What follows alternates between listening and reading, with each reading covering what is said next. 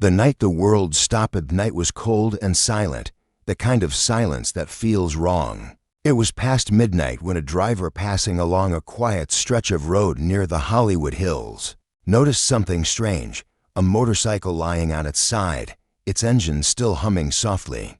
A few feet away, a man was lying motionless on the asphalt. At first, the driver thought it was just another accident, but when she got closer, her heart froze. It was Keanu Reeves, the man known for his calm smile and kind heart. The man who had carried pain with grace now looked pale and broken, his jacket torn and blood pooling near his shoulder. Paramedics were called immediately, and soon flashing red lights filled the night. The world didn't know it yet, but something had just changed. By the time Keanu reached the hospital, he had multiple fractures, a deep head wound, and severe blood loss. The doctors moved fast, whispering words like critical and unstable. No cameras, no fans, just the quiet urgency of people trying to save a life. As news spread through whispers in the early hours of the morning, one person's world shattered instantly. Sandra Bullock's. She was at home, scrolling through old photos from their movie days when her phone rang. When she heard Keanu's name and the word accident, her coffee cup fell from her hand and shattered on the floor. She didn't wait for details. Within minutes, she was on her way to the hospital, wearing nothing but a sweatshirt and jeans, her heart pounding so hard it hurt. When she arrived, the hallway outside the emergency room was eerily quiet. The doctors were still inside. Sandra could see his belongings on a metal tray, his watch, his wallet, and a silver chain she remembered him always wearing. She sat down, holding the chain tightly, whispering, "Please stay, Keanu. Please don't leave like this." For hours, she waited, listening to every footstep, every sound of a machine from inside. Finally, a doctor walked out. His expression said everything before he even spoke. "He's alive," the doctor said softly, "but it's going to be a long road. He's lost a lot of blood, and we don't know yet if there's head trauma." Sandra closed her eyes, tears falling down her face. She didn't care about fame, films, or the world outside. All she wanted was for her friend to open his eyes again. When they finally let her see him, she almost didn't recognize him. There were bandages around his head, bruises on his face, wires connected everywhere. She sat beside him, gently took his hand, and whispered, "You once told me life is about getting back up. So get up, Keanu. Get up." Outside the window, dawn was breaking, soft, quiet, and uncertain. Sandra stayed there all night, refusing to leave. Somewhere between fear and faith, she made a silent promise. If he survived this, she would make sure he never faced pain alone again. Asterisk the promise she refused to break. Morning sunlight crept through the blinds of the hospital room, cutting through the dull gray air. The sound of machines filled the silence, steady, mechanical, reminding Sandra that Keanu was still here. He had made it through the night, but he hadn't woken up yet. The doctors said his body was fighting hard, but his mind, they weren't sure. Sometimes people drift. One of them told her quietly, they need something, or someone, to remind them to come back. Sandra didn't leave his side. She sat beside him day and night, reading from the books he loved, softly humming songs he used to play on set. She even brought his favorite jacket from home, the one that always smelled faintly of motor oil and coffee. On the third night, when everyone else had gone home, she leaned closer and whispered, "Do you remember what you told me once? You said you believe in kindness more than miracles, but maybe kindness is the miracle. So please, Keanu, don't give up now." She reached for his hand, hoping for a sign, but he didn't move. Outside the hospital, news had broken everywhere. Fans were holding vigils, lighting candles, and leaving messages. People from all over the world were writing, "Get well soon, Keanu. You gave us hope. Now let us give it back to you." Inside the room, Sandra kept her phone off. She didn't want the noise, the attention, or the pity. All she wanted was her friend back. One afternoon, while she was watching over him, a nurse entered quietly. "Miss Bullock," she said gently, "we're amazed you're still here. He's lucky to have you." Sandra smiled faintly. "No, I'm lucky to have known someone who makes the world softer just by existing." Hours turned into days. Then something changed. That evening, as she sat reading a line from one of Keanu's favorite poems, "We are all broken. That's how the light gets in." His fingers twitched. She froze. Her eyes widened. She leaned closer. "Keanu, can you hear me?" His eyelids moved slightly. She called for the nurse, her heart pounding. Machines beeped faster. For the first time in a week, his hand tightened around hers, weak but real. His voice was barely a whisper, rough and tired. "Sandra, you stayed?" Her eyes filled instantly. "Of course I did, you idiot. You scared everyone."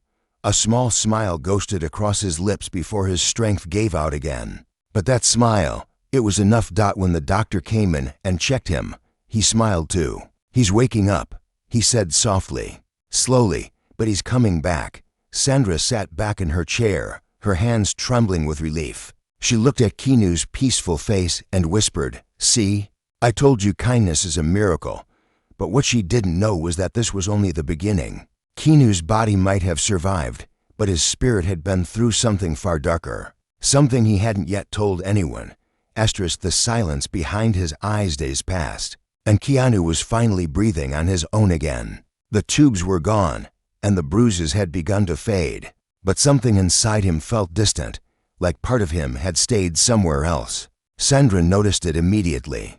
He barely spoke, barely smiled. He stared out the window for hours, lost in thoughts no one could reach. The doctors said he was healing well physically, but emotionally, something was missing. One evening, as she brought him soup, she said softly, "You know, most people would be smiling after surviving what you did. You, on the other hand, look like you're carrying the whole world." He gave a small smile, the kind that hides pain. "Maybe I am." She sat down beside his bed. "You want to talk about it?" Keanu shook his head. "I don't want to burden you." "You're not a burden," she said firmly. "You've been there for everyone, for your fans, for your friends, for me. Maybe it's time someone's there for you." He looked at her for a long moment, then finally sighed. "When I crashed, I thought, maybe it was time. I wasn't afraid. I just felt tired." Sandra's heart clenched. "Don't say that. It's true," he said quietly. "You know how it feels when you keep giving, and the world keeps taking. You keep smiling because people expect you to, but inside, you're running on empty." She didn't answer. She just reached out and held his hand. He continued, his voice low. "When I hit the ground, I didn't feel pain. I felt peace, like everything that hurt inside me finally went quiet. And then I heard your voice. That's what pulled me back. I don't even remember the words, just the sound of you not giving up." Tears filled her eyes. "You think I'd let you go like that? No way. I've lost people before, Keanu. Not you too." He turned his head toward her, his voice breaking. "I wasn't ready to die, but I also didn't know how to live anymore." There was a long silence between them, heavy but honest. Then Sandra whispered, "Then maybe that's where we start, learning again." He looked at her, searching her eyes for something real. "How do you do it?" he asked. "You've had heartbreak, loss, and still, you keep shining." "How?" She smiled faintly. "Because someone once told me pain doesn't end you. It teaches you to begin again." For the first time since the accident, Keanu laughed softly. It wasn't much, but it was real. That night, after she left, he picked up a notebook from his bedside. He started to write, not about pain, but about gratitude. Each line began with "Thank you. Thank you for the second chance. Thank you for the friend who stayed. Thank you for the silence that showed me life is still worth listening to." Outside, the city lights glowed faintly through the hospital window, and for the first time in weeks, Keanu closed his eyes not to escape the world, but to rest in it. Learning to walk again following weeks became a quiet battle between pain and progress. Keanu was finally discharged, but his body still ached with every movement. The crash had left deep scars, not just on his skin, but in his mind. Sandra visited every day, helping him through therapy, encouraging him to keep fighting even when he wanted to give up. One morning, she found him sitting on the porch, staring at his crutches. The sunlight fell across his face, highlighting both the weariness and the strength in his eyes. "You're supposed to be walking, not staring at them," she said softly, handing him a cup of tea.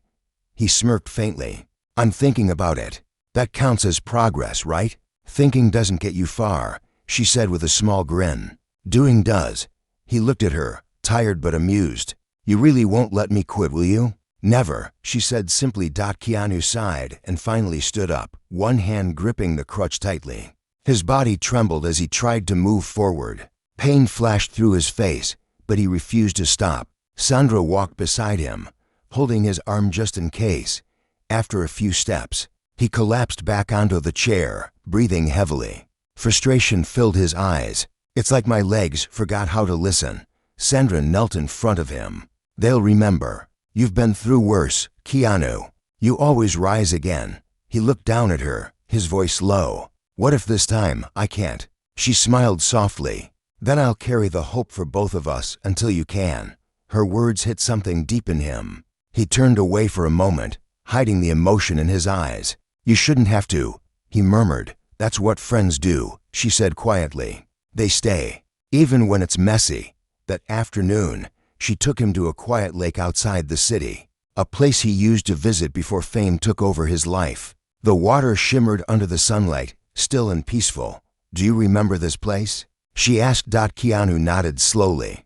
I used to come here when everything felt too loud. It was the only place I could hear myself think.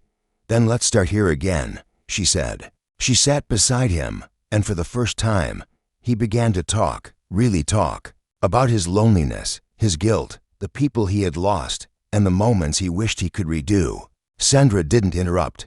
She just listened, her eyes soft with understanding. When he finished, there was silence between them, the kind of silence that doesn't hurt anymore. You know what I realized? He said finally.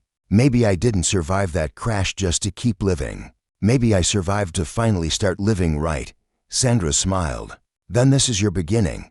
As they watched the sun dip below the horizon, Keanu took his first few steps without the crutch, slow, unsteady, but full of courage. And for the first time since the accident, he didn't feel broken. He felt alive. When fame went silent, weeks turned into months, and Keanu's recovery continued slowly. He was walking again, smiling more, even joking with the nurses who had once feared he'd never stand. Yet, something inside him had changed, something deeper than any wound could reach. The world outside hadn't forgotten about him. Paparazzi waited outside his home, fans gathered with flowers, and headlines screamed Keanu Reeves' miracle recovery. But behind the cameras, he didn't feel like a miracle. He felt like a man who had seen too much, a man learning how fragile life truly was. Sandra stayed by his side through it all, but she noticed how quiet he'd become when people mentioned his fame. One evening, they sat together in his living room. The city lights flickered through the window, casting long shadows across the floor. Everyone keeps calling you lucky, she said softly. But I think what happened to you was more than luck. Maybe it was a wake-up call. Keanu looked at her, his voice low and thoughtful. You're right. I used to think success meant staying busy, always moving, always doing. But lying in that hospital bed, I realized something. I've been surviving, not living. Sandra nodded slowly. So what now? He took a deep breath. I want to disappear for a while. Not run away, but breathe again. Find peace. Where will you go? She asked. I don't know yet, he said with a small smile. Somewhere quiet. Somewhere I can hear my own heart. A few days later, without warning the press, Keanu left Los Angeles. No cameras, no assistants. Just him, a backpack, and his notebook filled with gratitude letters. Sandra was the only one who knew where he was going. He found a small cabin near a mountain lake, surrounded by trees and silence. There he began to heal not just his body, but his mind. He cooked simple meals, wrote letters to people he'd lost, and spent hours walking by the water. Every evening, he would sit outside and look at the stars, whispering quiet words to himself. Thank you, he would say, for the second chance, for the pain, for the peace. Meanwhile, Sandra kept his promise alive in the city. She didn't let the world forget the message behind his survival: kindness, resilience, and the will to keep going. One night, as Keanu sat by the lake, his phone buzzed. It was a text from Sandra. You're missing something special tonight. She sent a photo. A crowd of fans holding candles outside a theater. each one lighting up the night with a sign that said thank you for staying. Keanu. He stared at the photo for a long time, his eyes glistening. Then he typed back, I didn't stay alone. You helped me remember why life is worth it. That night, under the stars, Keanu finally understood. Survival wasn't the miracle. Love was the return that no one expected. 6 months passed, and the world had gone quiet without him. Fans wondered if he'd ever return. But Keanu had found something far more precious than fame, peace. The mountain air, the sound of rain, and the stillness of each morning had taught him to love the silence he once feared. He spent his days writing letters to people who would never read them, his parents, old friends, even strangers. He didn't write for answers. He wrote to release the weight he had carried for years. Every letter ended with the same line, thank you for reminding me that love never leaves. But one evening, as he watched the sunset fade into gold, his phone rang. It was Sandra. Her voice trembled slightly. Keanu, they're planning a tribute event for you in Los Angeles. It's not about your movies. It's about your kindness. They want you to speak about what you've learned. He stayed quiet for a moment. The old him would have said no. He had never liked attention. But now, something inside him felt different. Calm, grounded, ready. Okay, he said softly. Tell them I'll come. A week later, the city buzzed with whispers. The news spread fast. Keanu Reeves was back. Not for a film premiere, not for a headline, but for something real. When he walked onto the stage that night, the crowd fell silent. There was no dramatic entrance, no music. Just him, simple, humble, and alive. Sandra watched from the front row, tears in her eyes. He began to speak quietly, every word slow and honest. 6 months ago, I thought my story was over. But life, it had other plans. I used to think strength meant never breaking. But now I know it means breaking and still choosing to stand again. He paused, looking around the room. I survived because of kindness. From strangers, from doctors, from one friend who refused to leave my side. And I realized, kindness isn't weakness. It's what keeps the world standing when everything else falls apart.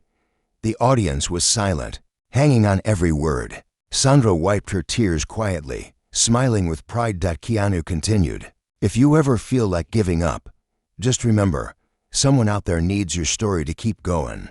You might not see it, but your courage creates ripples. Then, almost like a whisper, he added, I don't remember much from the crash, but I remember a voice saying, get up, Keanu. And I did, because love told me to. The audience rose to their feet, not clapping wildly, but standing in quiet respect. Some cried, others just bowed their heads. It wasn't a celebration. It was a moment of truth shared by everyone in the room. After the event, as the lights dimmed, Sandra walked up to him. You did it, she said softly. He smiled. No, we did. You kept your promise. They walked outside together, into the calm night. No cameras followed, no fans shouted. Just two friends who had faced darkness and found light again. And for the first time in a long while, Keanu looked at the stars and whispered, thank you, for another sunrise.